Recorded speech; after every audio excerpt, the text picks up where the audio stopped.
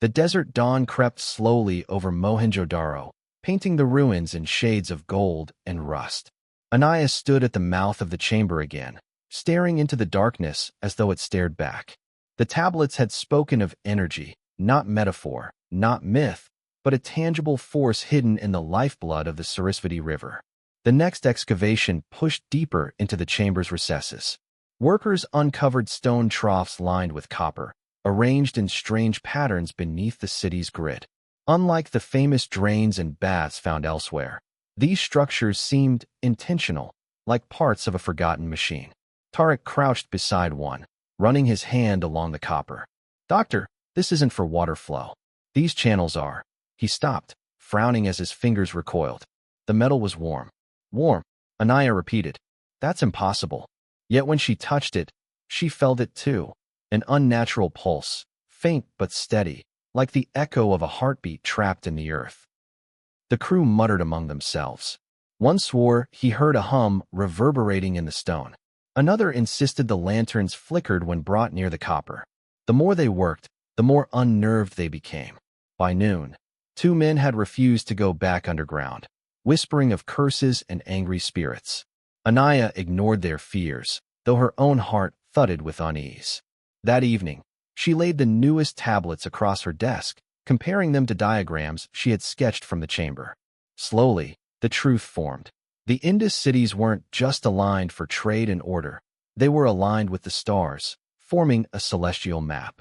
The drainage, the wells, the copper linings, they were conduits designed to trap and regulate energy harnessed from the Sarasvati's shifting currents. But why? The answer came from a single line, carved deeper than the rest.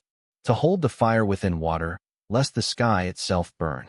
Anaya read it again and again, her pulse quickening. Fire within water. The Sarasvati had not only sustained life, it had carried something volatile, powerful enough to shape destiny. That night, as a storm rolled in, she heard the hum herself. Faint at first, then unmistakable.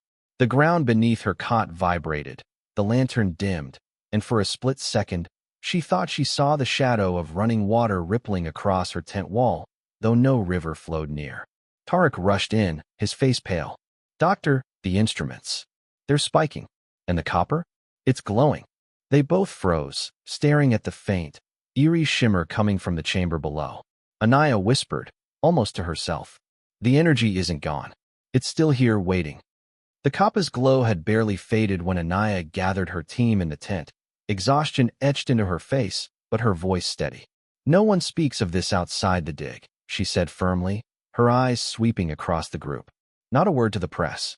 Not even a family. Until we understand what we've found, we keep it here." Heads nodded reluctantly. The younger workers looked relieved. Silence suited them if it meant avoiding curses. But not everyone agreed. That night, while the storm battered the camp, one figure slipped into the communications tent. Dr. Karen Malhotra, an archaeologist whose career had long been overshadowed by Anaya's brilliance, dialed a satellite phone with trembling hands. His voice, low and eager, carried across the static. "They found it. Exactly what you described. Energy, the kind you wanted. Yes, I'll keep her distracted." By morning, Anaya sensed something was wrong. Tarek reported unfamiliar men had been spotted near the excavation perimeter. Too well-equipped to be looters. She brushed it off, but unease gnawed at her. Later, she caught Karen watching her with a strange intensity. His questions came sharp and rehearsed. "How much power do you think this energy could generate? Enough to, say, power cities? Entire nations?" His interest was no longer academic. It was hungry. Meanwhile, the tablets revealed darker truths. The Council of Nine had argued bitterly. Some saw the river's power as salvation, others as weapon. Their dispute had escalated into bloodshed, splintering the civilization. As Anaya translated the chilling passage, the keepers betrayed the keepers, and the balance was broken.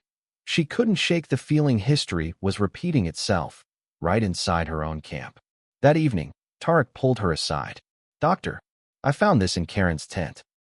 He handed her a folder filled with corporate letterheads, stamped with the logo of Apex Dynamics, a multinational energy conglomerate notorious for exploiting historical sites.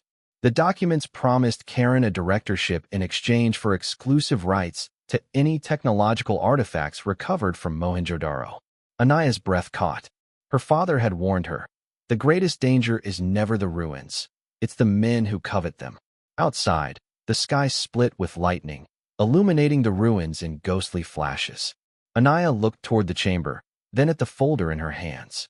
If the Council of Nine had torn themselves apart over this power, what chance did her fragile team have now?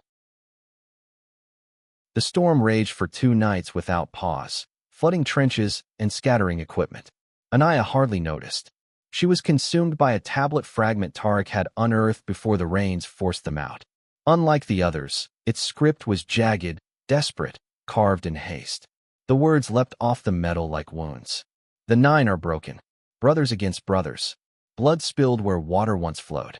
If the fire is loosed, all shall drown in the sky. Anaya's hands trembled as she copied the symbols, but her mind filled with visions so vivid she swore they weren't her own.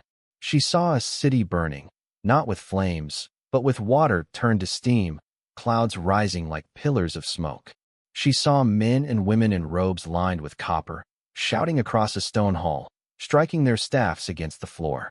The council, 9 leaders, once united, were now divided. The Pragmatists, who argued the energy must be harnessed for weapons to protect their cities from rivals. The Guardians, who insisted it was never meant to be controlled, only contained. And in between, those who faltered, tempted by promises of power, their faces twisted in rage. Words turned to blows. The Chamber of Unity became a battlefield. Anaya gasped, clutching the edge of her desk. Tarek rushed in. "You're pale? You need rest." "No, don't you see?" She pushed the tablet toward him. "This isn't just history. This is a record of how they destroyed themselves. A civil war, because they couldn't agree what to do with the power." Tarek frowned. "And you think it's happening again?" She didn't answer, but her eyes drifted toward Karen's tent. She remembered the folder of corporate contracts, the glint of greed in his eyes. The keepers betrayed the keepers, and the balance was broken. The words echoed in her head, chilling her.